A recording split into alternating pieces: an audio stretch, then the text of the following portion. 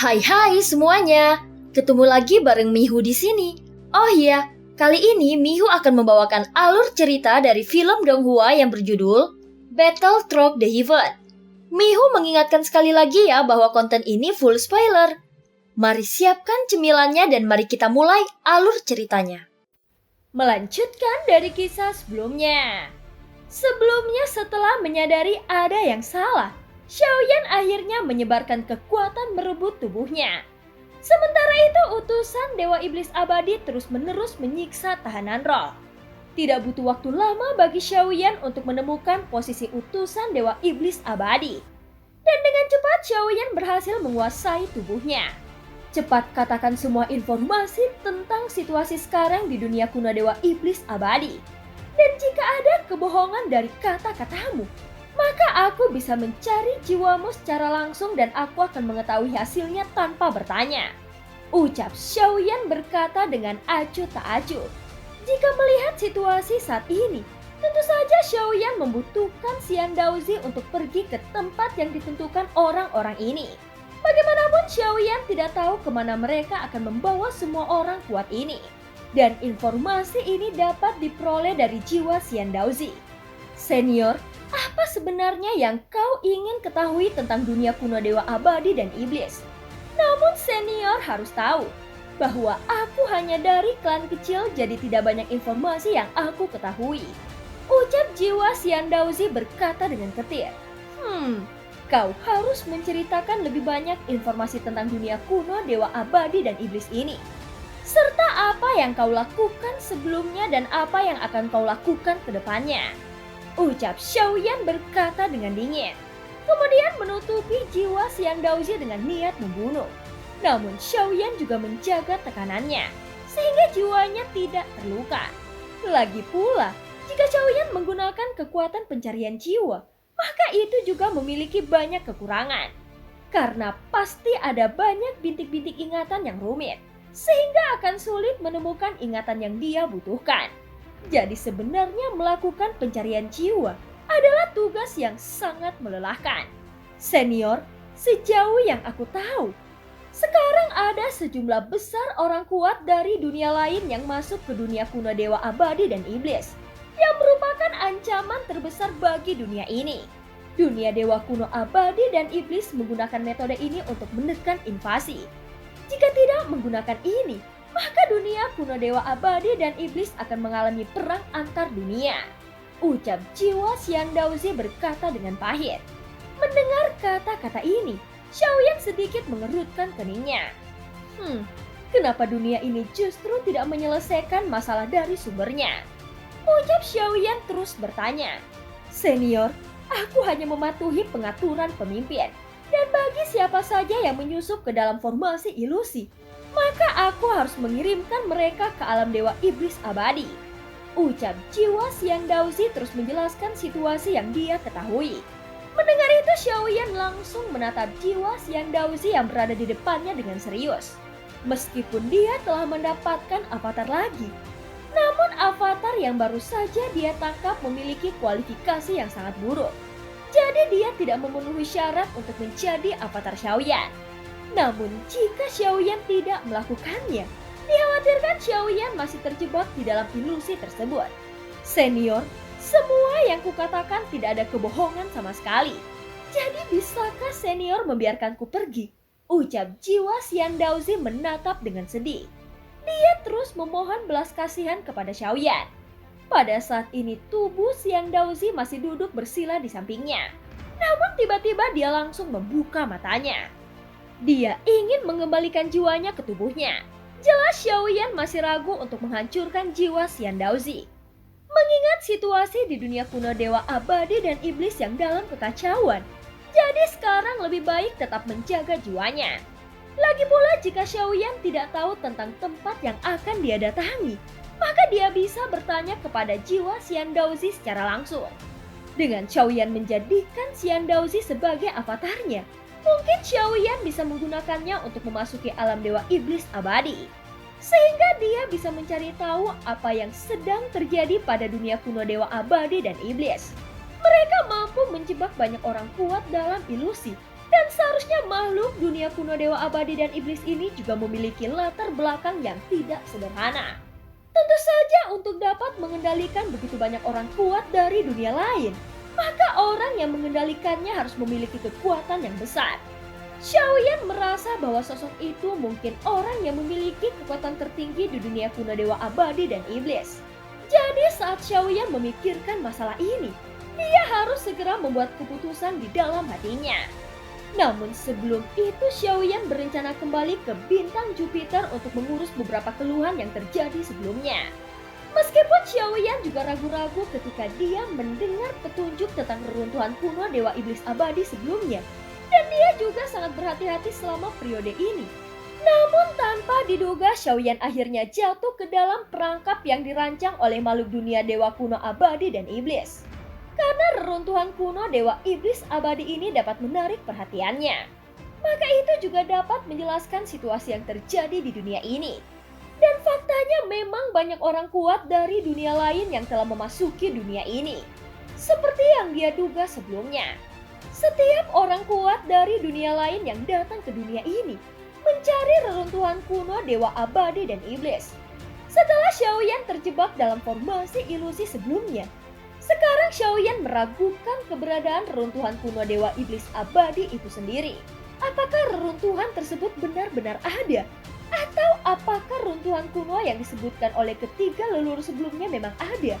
Jika tidak, maka semua ini hanyalah sebuah pengaturan yang dibuat oleh dunia kuno dewa abadi dan iblis untuk memancing orang kuat dari dunia lain sebagai umpan, sehingga mereka dapat menjebak orang-orang kuat ini ke dalam ilusi, dan bertujuan untuk memberi lebih banyak waktu bagi dunia kuno dewa abadi dan iblis untuk memperbaiki larangan pohon dunia. Memikirkan masalah ini, Xiaoyan merasa bahwa situasi yang terjadi di dunia ini itu telah jauh melebihi imajinasinya sendiri. Tetapi untuk mencari tahu kebenaran dari semua ini, hanya ada satu cara, yaitu harus pergi sendiri ke dunia kuno dewa abadi dan iblis. Namun untuk pergi ke sana, dibutuhkan informasi yang lebih detail. Dan tentu saja situasinya juga akan sangat berbahaya. Jadi Xiaoyan juga harus mencari jalan keluar lainnya. Bukan hanya avatar Xian Daozi yang harus melakukan penyelidikan ini, tetapi avatar Dewa Iblis Abadi juga memiliki peran yang lebih penting. Oleh karena itu Xiaoyan juga harus bisa memulihkan avatar Dewa Iblis Abadi secepat mungkin. Bagaimanapun avatar ini juga berasal dari keluargaku, yang merupakan salah satu dari 12 leluhur dari dunia kuno Dewa Abadi dan Iblis. Tetapi sayangnya kekuatan avatar Dewa Iblis Abadi ini tidak mungkin dapat dipulihkan dalam waktu yang singkat. Lagi pula saat Xiaoyan mengambil tubuhnya sebelumnya, dia telah ditekan oleh Gunter Point, sehingga dia sudah menderita kerugian besar saat itu. Jadi tidak ada cara untuk memulihkan kekuatannya. Namun jika di dunia kuno Dewa Abadi dan Iblis ada sisa klannya, maka seharusnya dia adalah salah satu pemimpin dari 3 klan besar di dunia kuno Dewa Abadi dan Iblis ini. Tentu saja avatar Dewa Iblis Abadi bisa berguna untuk menjelajahi dunia kuno Dewa Abadi dan Iblis dengan tenang. Namun sebelum itu, Xiaoyan masih harus pergi ke bintang Jupiter terlebih dahulu. Lagi pula bintang tersebut tidak jauh dari tempat Xiaoyan berada. Jadi dia bisa melakukan perjalanan dengan sangat cepat. Apalagi jika Xiaoyan menggunakan kekuatan guntur ekstrim, maka dengan kecepatan seperti itu, dia bisa tiba ke bintang Jupiter lebih cepat daripada menggunakan kompas terbang. Sementara itu di bintang Jupiter ketiga leluhur sedang berdiri dan berdiskusi. Hahaha, aku mengucapkan banyak terima kasih kepada Saudara Jin. Kali ini, berkat bantuanmu akhirnya kita mendapatkan hadiah dari Xian Daozi. Menurut rumor yang beredar, jika seseorang menelan pil obat mujarab ini, maka bisa mendapatkan pengakuan dari Dewa Iblis Abadi. Ucap Feng Xian berkata sambil memegang pil mujarab dengan hati-hati dan melihat pil mujarab di tangannya. Saat melihat pil mujarab di tangannya, ada ekspresi yang sangat cerah di wajahnya. Hahaha, sebelumnya, aku tidak pernah menyangka bahwa aku akan melakukan hal seperti ini. Untungnya saat orang itu memasuki bintang Jupiter, Saudara Jin telah mendapatkan informasi tentang orang ini. Dan kita bisa memprediksinya, sehingga orang ini bisa ditangkap oleh utusan Dewa Iblis Abadi. Aku khawatir pada akhirnya orang ini akan menjadi antek dunia kuno dewa abadi dan iblis di masa depan. Begitu perang antar dunia pecah, orang ini akan menjadi boneka dari dunia kuno dewa abadi dan iblis. Kemudian menjadikannya sebagai umpan meriam gelombang perang pertama. Ucap Wan An sedikit mengangkat sudut mulutnya. Mereka berpikir bahwa dengan menyingkirkan Xiaoyan, maka mereka bisa menjadi salah satu pahlawan yang membantu dunianya sendiri. Mendengar apa yang dikatakan kedua leluhur itu, ekspresi Jin Dongming terlihat tidak senang. Pada saat ini mereka bertiga telah mendekati bintang Jupiter. Sepertinya mereka ingin segera kembali ke tempat tinggal mereka masing-masing. Hahaha, saudaraku, mengapa kita tidak mencari tempat untuk minum-minum bersama terlebih dahulu? Lagi pula, jalan panjang kultivasi sangatlah membosankan. Ucap Feng Xian berkata dengan penuh semangat. Namun sebenarnya yang membuatnya bahagia sekarang bukanlah karena imbalan dari Xian Daozi. Tetapi dia merasa bangga dari dalam lubuk hatinya karena dia dapat membantu dunianya sendiri. Feng Xian, saudara Jin tidak suka minum anggur. Jadi kita hanya bisa minum teh saja. Tetapi itu pun jika kau mau. Lagi pula, situasi dunia kuno dewa abadi dan iblis menjadi semakin rumit. Jadi kita harus lebih berhati-hati.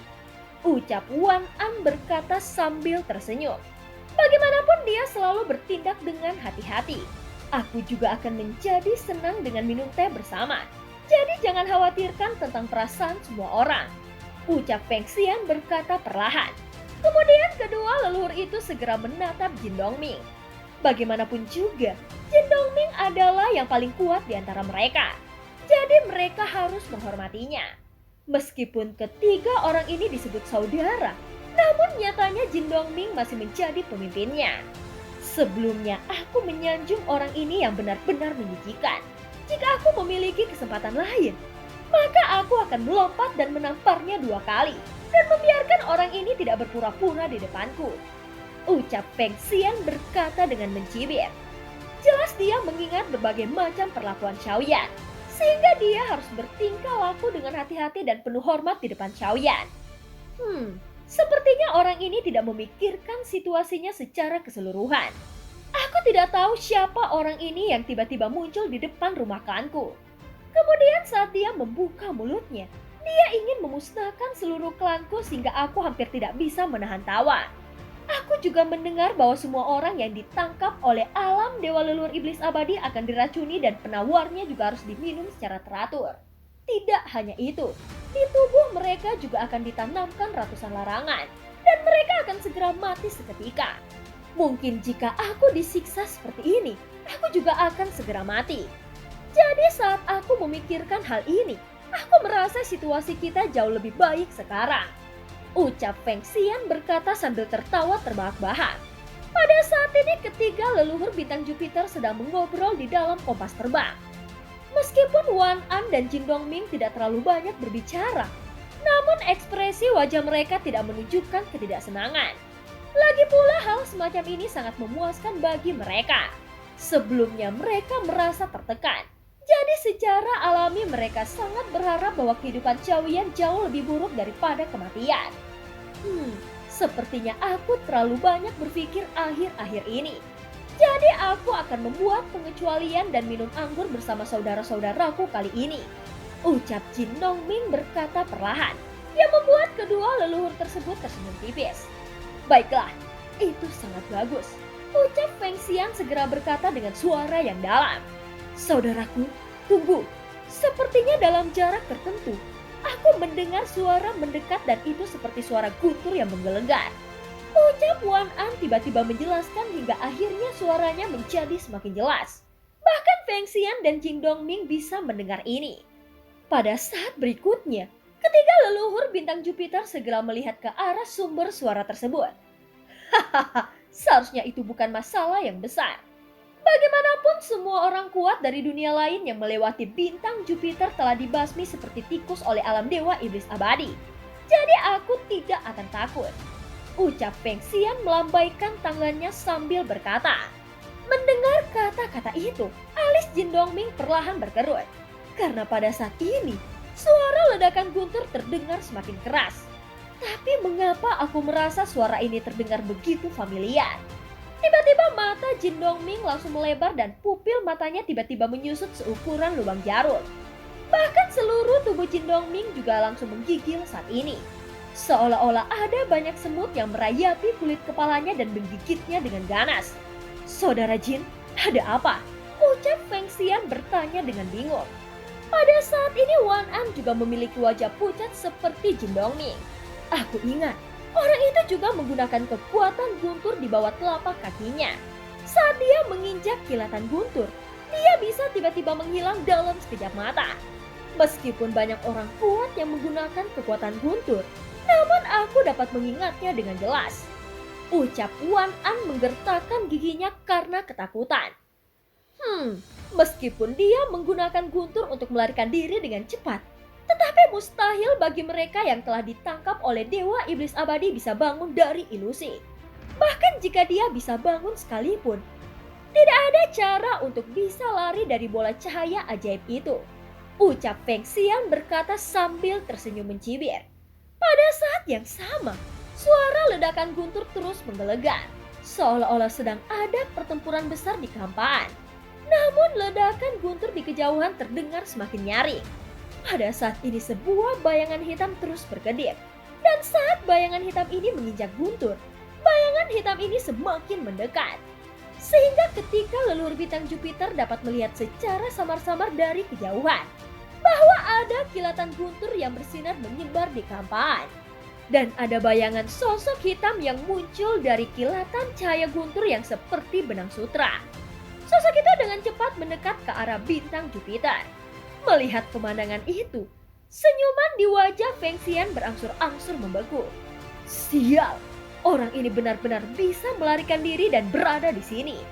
Ucap Feng Xian dengan mengerutkan alisnya sedikit. Ketika melihat sosok Xiaoyan menyapu dari ujung yang jauh. Dengan sangat cepat tubuh Feng Xian bergetar dengan hebat.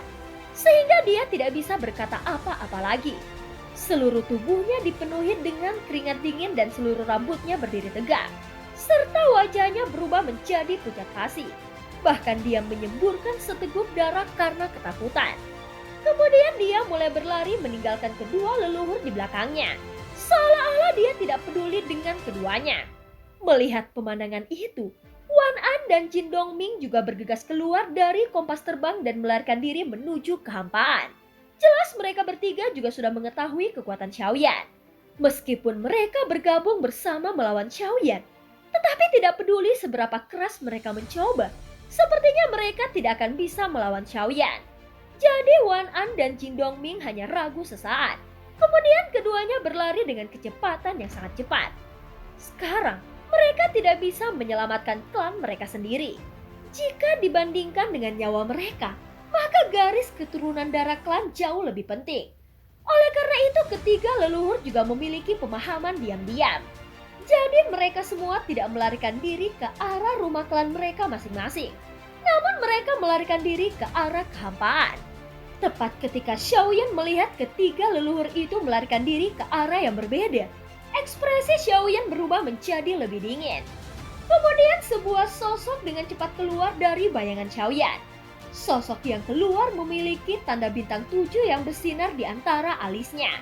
Segera sosok itu mengambil sebuah langkah dan tiba-tiba melaju ke arah kehampaan dengan kecepatan yang sangat cepat. Pada saat yang sama, Xiaoyan juga melihat ke arah lain. Dan dia bergegas dengan telapak kaki yang mengandung kilatan guntur seperti benang sutra yang menyebar di bawah kakinya. Sehingga sosoknya tiba-tiba menghilang dari tempatnya. Sementara itu di salah satu tempat di bintang Jupiter, ada sosok yang memegang beberapa buah roh di tangannya dan ada juga banyak orang di sekitarnya. Namun setelah sosok tersebut mengambil beberapa buah roh di tangannya, tiba-tiba sosok tersebut melihat ke dalam kehampaan.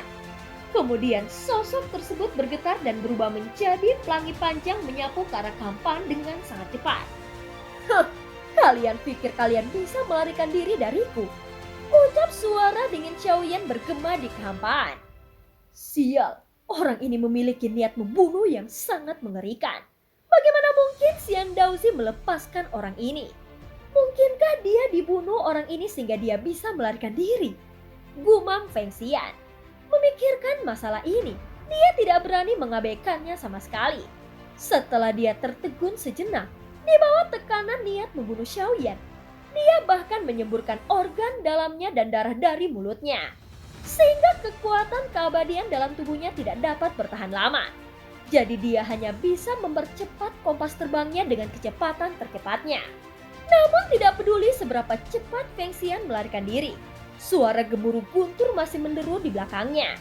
Sehingga Feng Xian bahkan mengira bahwa suara itu hanya sebuah halusinasi dari ketakutannya. Ketika dia benar-benar diam dan mendengarkannya dengan hati-hati, suara ledakan guntur semakin keras. Sehingga Feng Xian tidak berani menoleh ke belakang. Jika dia melihat ke belakang, dikhawatirkan mentalitas Feng Xian akan langsung runtuh seketika. Jadi sekarang yang bisa dilakukan Feng Xian hanya terus bergerak maju. Dia sangat yakin bahwa selama dia terus maju, maka dia dapat melarikan diri untuk mencari bantuan Dewa Iblis Abadi. Lagi pula mereka pasti banyak tersebar di sekitar kehampaan ini. Segera Feng Xian dengan cepat berubah menjadi pelangi panjang dalam kehampaan dan terus melarikan diri ke dalam kehampaan dengan kecepatan yang tinggi. Meskipun kompas terbang Feng Xian bergerak dengan kecepatan penuh, suara gemuruh guntur di belakangnya masih semakin mendekat, yang membuat Feng Xian berkeringat dingin dan itu membasahi jubahnya tanpa disadarinya. Pada saat ini pupil mata Feng Xian tiba-tiba menyusut. Bahkan setiap kali mendengar suara guntur, dia menjadi sangat panik yang membuat seluruh tubuh Feng Xian bergetar hebat lagi. Hal itu bukan karena dia takut akan kematiannya. Bagaimanapun juga, dia tidak bisa mengendalikannya.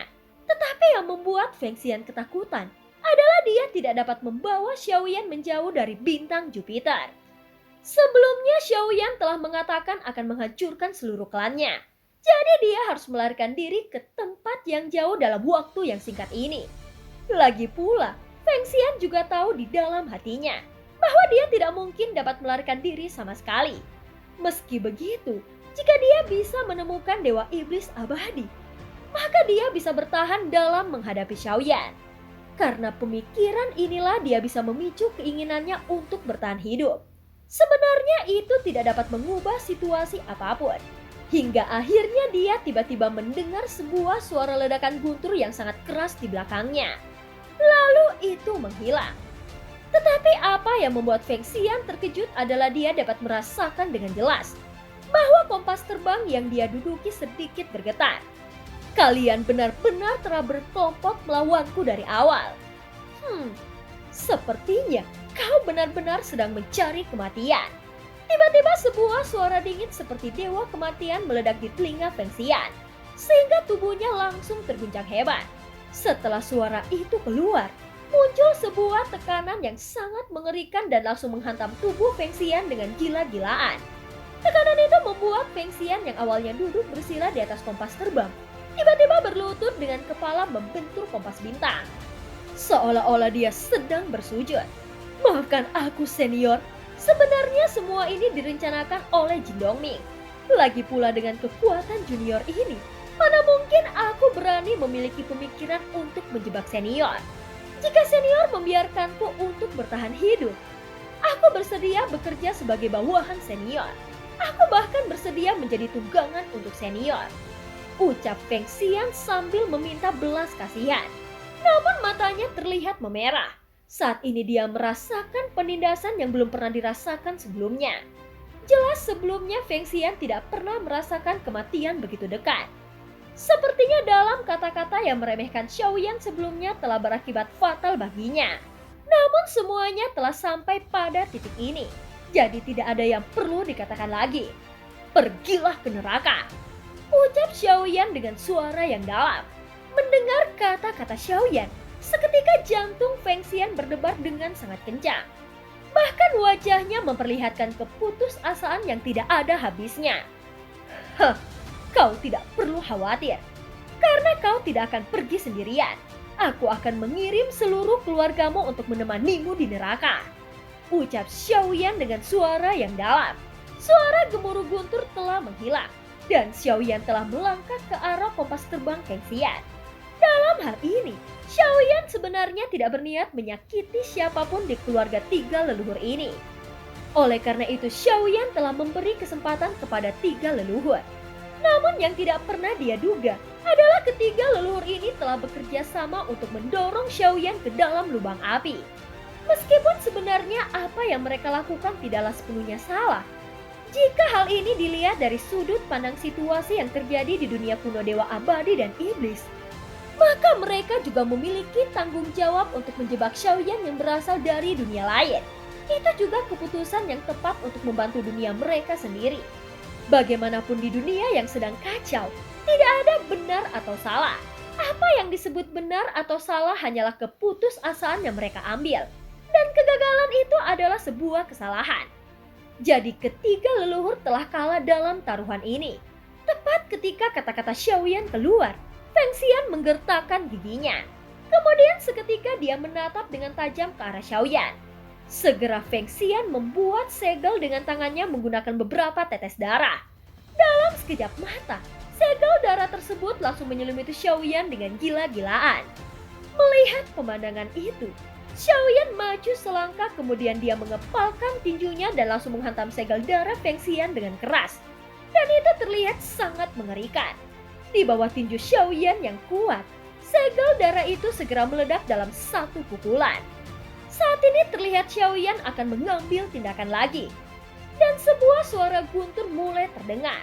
Kemudian Xiaoyan di depannya tiba-tiba menghilang dalam sekejap mata.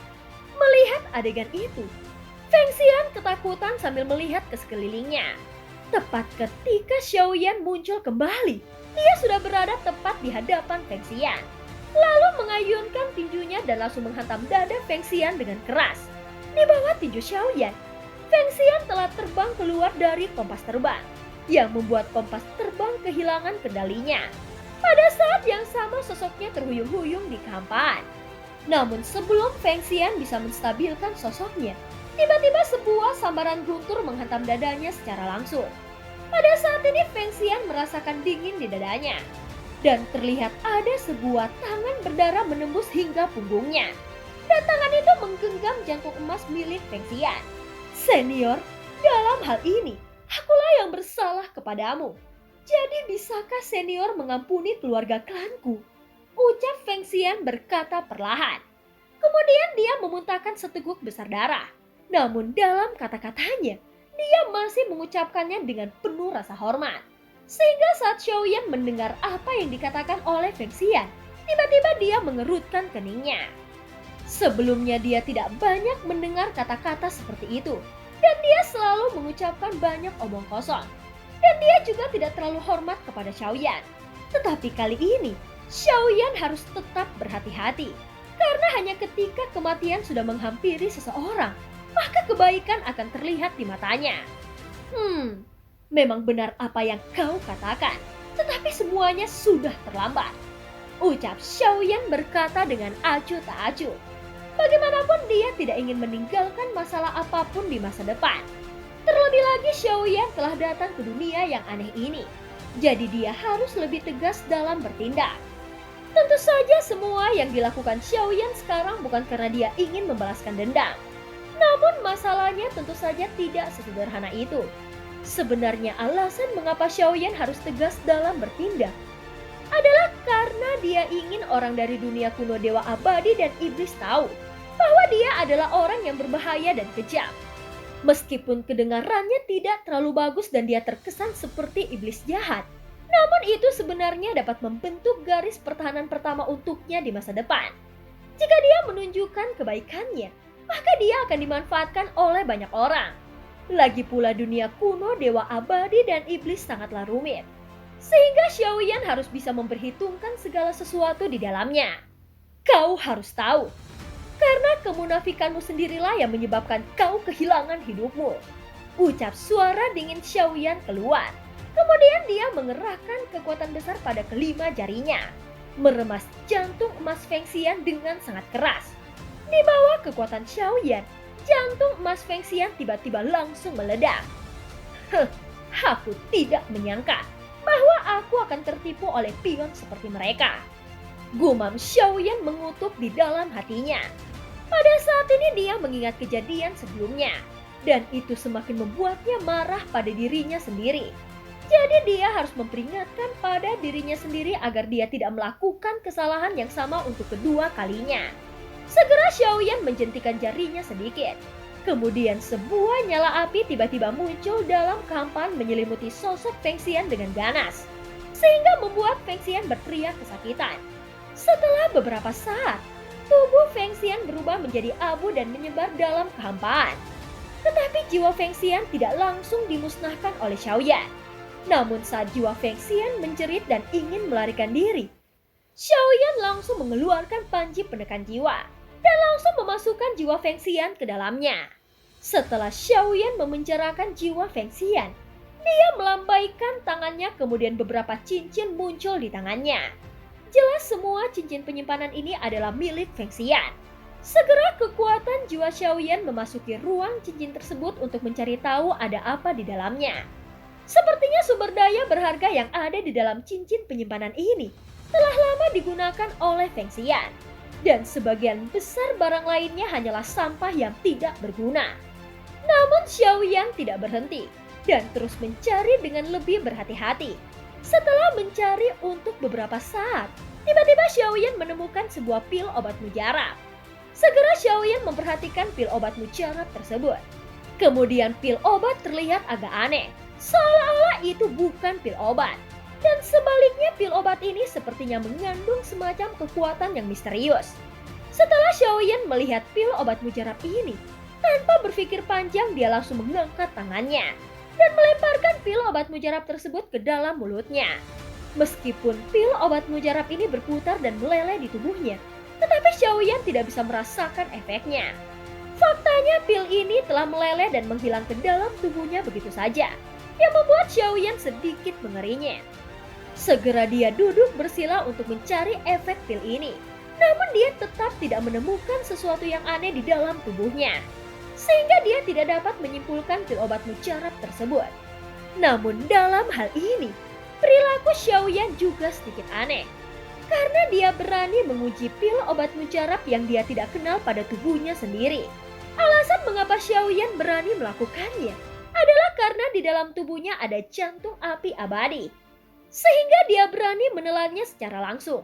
Lagi pula setelah menjadi abadi, Xiaoyan memiliki pemahamannya sendiri. Sepertinya tidak ada yang aneh di dalam tubuhku. Namun aku menghargai orang ini, dan sepertinya orang ini juga telah tertipu. Jadi tampaknya tidak banyak orang yang percaya pada kemunafikannya. Tetapi sebenarnya akulah yang telah mempercayainya sebelumnya, ucap Xiaoyan berkata sambil tersenyum pahit. Segera matanya tertuju pada kompas terbang milik Feng Xian. Dia masih berpikir, bagaimana di sini bisa berbeda dengan dunia sensi yang tidak memiliki lautan kehampaan yang stabil. Meskipun kehampaan di dunia ini cukup stabil, setidaknya yang berani melewati kehampaan ini hanyalah mereka yang sudah berada di ranah dewa petarung yang kuat. Dan bagi mereka yang lemah setidaknya memiliki alat transportasi. Namun alat transportasi yang mereka miliki di dunia ini juga bukan sebuah bahtera, melainkan sebuah kompas terbang yang berukuran 100 kaki. Jadi kecepatan kompas ini masih cukup lambat. Pada saat ini, segera Xiaoyan menginjak kompas terbang dengan santai. Kemudian dia menghapus kesadaran spiritual yang ditinggalkan oleh Feng Xian. Saat berikutnya kekuatan jiwa Xiaoyan yang kuat mengendalikan kompas terbang dengan sangat cepat. Dan dia langsung berbalik arah. Sekarang dua leluhur lainnya telah dihentikan oleh dua sosok secara terpisah. Meskipun sebelumnya Wan An belum melihat sosok di depannya dengan jelas, tetapi saat Wan An menatap pria di depannya, dia juga cukup tercengang. Karena sosok ini terlihat sangat mirip dengan Xiaoyan. Namun dia juga merasa masih ada perbedaan di antara keduanya. Pada saat ini keduanya tidak banyak berbicara. Jadi pertempuran segera terjadi. Dan sosok yang terlihat mirip dengan Xiaoyan adalah Avatar Zuchi, yang telah berlatih sendirian dan terpisah dengan Xiaoyan di bintang Jupiter sebelumnya. Lagi pula dalam hal bakat, Avatar Zuchi tidaklah lemah. Alasan mengapa Xiaoyan membiarkannya bertindak sendirian tentu saja agar Avatar Zuchi memiliki peluang lebih besar untuk meningkatkan kekuatannya. Bagaimanapun sebagian besar keterampilan bertarung Avatar Zuchi berasal dari ingatannya. Meskipun dia berada di Kabaden Kaisar langkah keempat, tetapi dia juga memiliki keterampilan bertarung tingkat kuno yang sunyi. Pada saat ini Avatar Zuchi melambaikan tangannya. Kemudian bola cahaya ungu pemusnahan memadat di udara. Kemudian dia langsung menyapu ke arah Wan An. Merasakan bola cahaya ungu yang mengandung kekuatan yang mengerikan. Wan An dengan cepat menampilkan keterampilan bertarung yang kuat untuk melawan. Dan tentu saja dia juga bukanlah seorang vegetarian. Hanya saja saat dia menghadapi keterampilan bertarung tingkat kuno ini, sepertinya dia tidak memiliki kemampuan untuk memblokir serangan sekuat itu. Sehingga Wan An dapat dikalahkan dengan sangat cepat. Setelah konfrontasi singkat ini, wajah Wan An sangat suram. Dia juga tahu bahwa ini adalah hari kematiannya. Namun dia tidak memohon belas kasihan seperti yang dilakukan oleh Feng Xian. Dia masih seperti biasanya. Dan dia malah terlihat sedikit senang. Meskipun sebenarnya Wan An adalah orang yang paling kejam di dalam hatinya. Tetapi setelah dia mengetahui bahwa dia tidak memiliki peluang untuk menang, dia memilih untuk menghancurkan dirinya sendiri. Lagi pula tingkat penghancuran diri keabadian Kaisar memiliki kekuatan yang sangat mengerikan. Asalkan jaraknya cukup dekat, tidak peduli siapa lawannya. Jika aku harus mati, setidaknya kau harus memiliki seseorang yang dapat mendukungmu, ucap Wan An dengan suara yang dalam. Setelah mengambil keputusan, dia segera bergegas ke arah Avatar Zuchi. Kemudian setelah mencapai jarak tertentu, dia langsung meledakkan dirinya sendiri.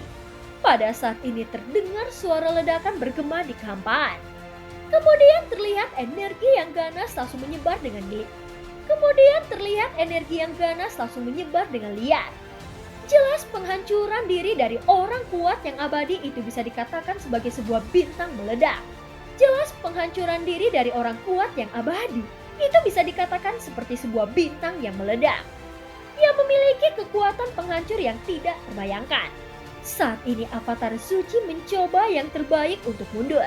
Namun karena Avatar Zuchi tidak memiliki pembaptisan dari guntur ekstrim, maka dengan kecepatan seperti itu, maka Avatar Zuchi tidak dapat sepenuhnya menghindari dampak dari ledakan tersebut. Pada saat ini dampak ledakan dari kekuatan penghancuran diri terus menyapu dengan ganas ke dalam kehampaan, sehingga menyebabkan badai kehampaan yang sangat mengerikan. Dan film pun berakhir. Terima kasih udah dengerin Mihu dari awal sampai akhir ya. Sampai jumpa.